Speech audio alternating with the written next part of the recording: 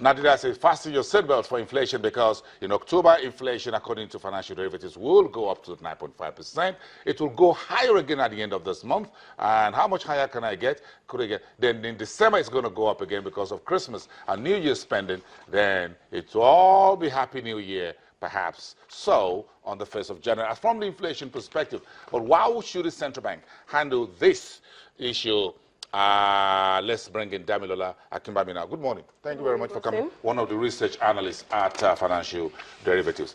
This doesn't look like Happy Christmas and Happy New Year. You folks are here to break everybody's heart.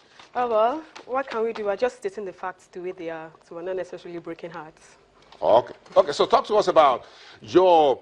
It looks like a little bit of a consensus on the street right now that October will be 9.5. Yes. That's what it looks like. And we have just a few days to confirm that from Yemi Kale's Bureau of Statistics. Yes, most analysts are actually either forecasting that it's going to be a marginal increase to 9.5 or remain relatively flat. But we are anticipating that there will be a 0.1 increase to 9.5%. And if you look at the factors that drove the inflation increase in September, they're basically still at play.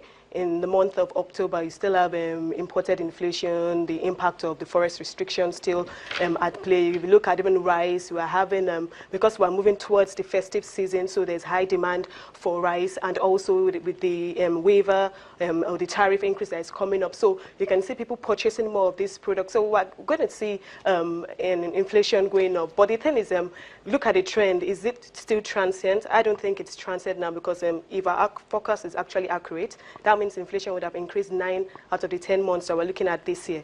And in fact, throughout this year, the increases have actually been about 0.1, 0.2% increase, apart from maybe in May when it was a 0.3% increase to 9%. And by June, inflation had actually exceeded the CBN's target of 6 to 9%. So what we're seeing now is that we're going to see inflation creeping up gradually, especially towards the year as festive season draws in. And is it a Nigeria-specific trend? I don't think so.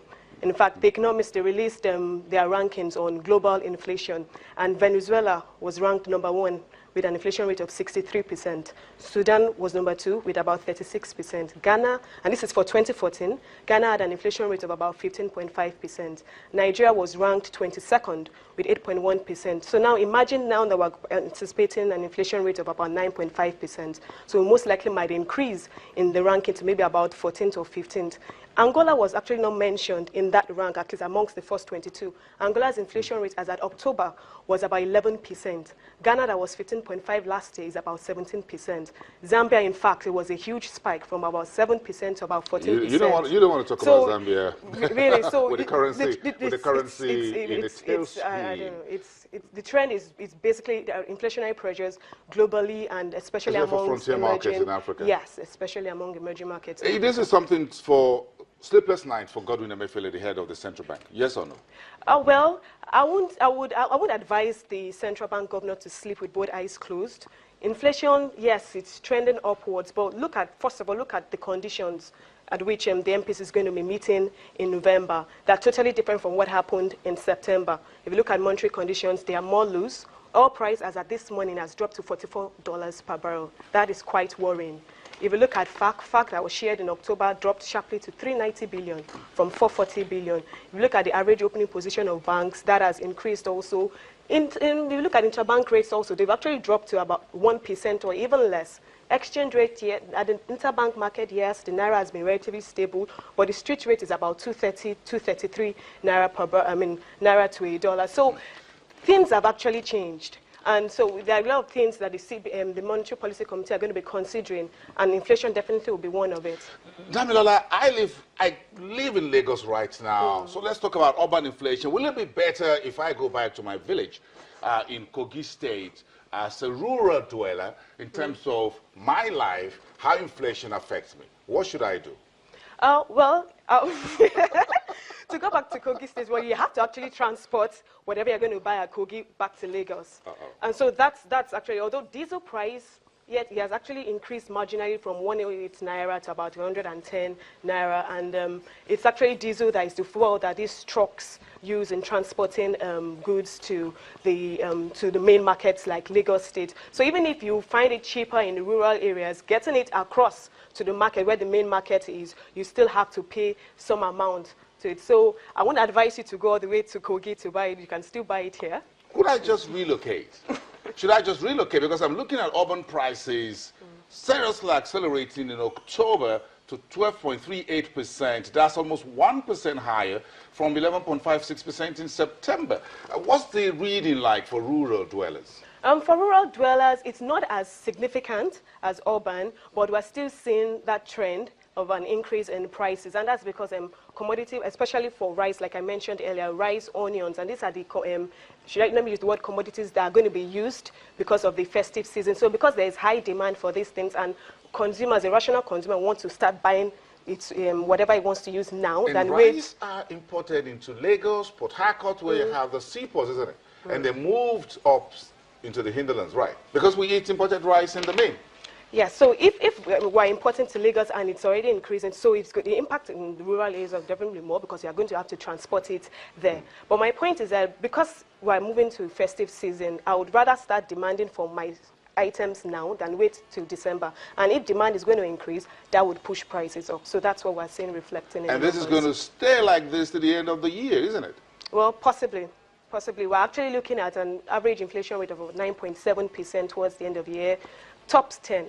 Is this still within, we'll go back to the central bank, is this still within the gauge of the central bank? Now, how should central bank take this decision on November 24, 25, Emefiele and the rest of the MPC members? Should they do something about the state of the Naira, or the value of the Naira, to be more precise? Well, first of all, it's actually outside their gauge, because 6 to 9% is actually the target, so it's outside the band. It's outside the band. Well, there are two possible scenarios as to what's going to happen at the MPC meeting in about 2 weeks' time.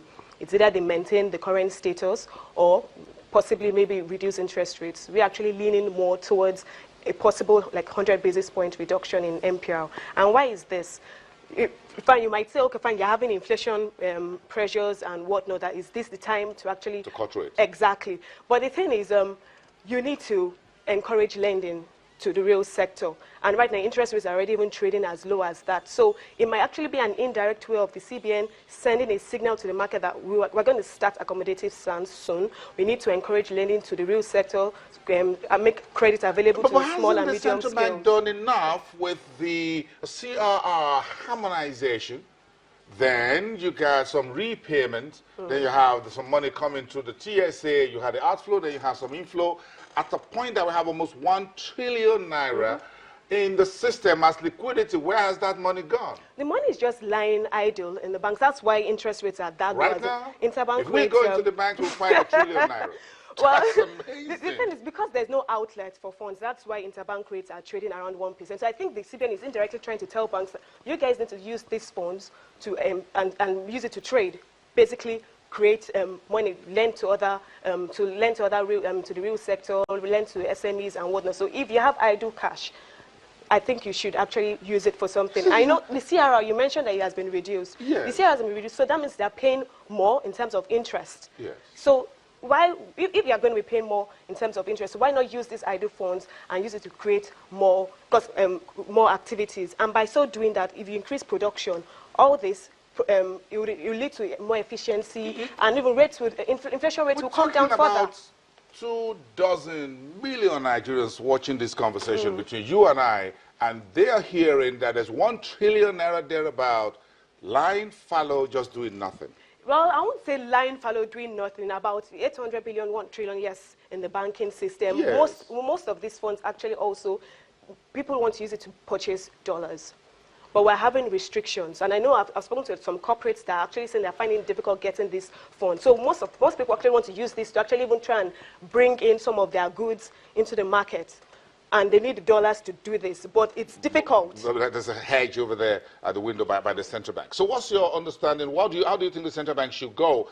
Because it looks like everybody's boxed into the corner right now. It could be the central bank itself. Should the central bank open just the window a little bit somehow? As far as the forex is concerned, Because for how long we're going to allow out 1 trillion naira sitting down doing nothing in a country that is looking for so much money? Well, it'll get to a point where the CBN would actually have to go back and sit down and review its policy decisions. And I feel that sometime down the line, with these forex controls that are in place may actually be removed or at least eased out a little bit to just reduce the tension on what is going on in the market. So in terms of forex decisions, I don't see the CBN doing anything during this November meeting, but I'm sure down the line, especially if oil prices are going to be trading at $44, $45 per barrel, some exchange rate adjustment will be done towards down the line anyway. Damilola, I'm going to sleep over this weekend somewhere in the middle of the night, thinking of about 1 trillion naira sitting down somewhere. What a way to end the conversation. Thank you very much for coming. Thank you. I'm sure many Nigerians will just be thinking, where is that money, please? 1 trillion. I hope the president isn't listening, because President Buhari needs that money. If you guys are not going to use it in the banking system, can I just have it? The president needs that money, and I think we should just find a way. We need to use it to We need to use that money to do something. Yeah. We just can't sit on 1 trillion every day. Something productive. Productive, yes. Not buying dollars. Productive. If buying dollars is going to lead to the production, well. Now you escaped that question. Quite a tricky one. Quite a tricky one. No wonder you're an analyst. Thank you. Damilola Kimani, one of the research analysts at Financial Derivatives. Do have a great weekend.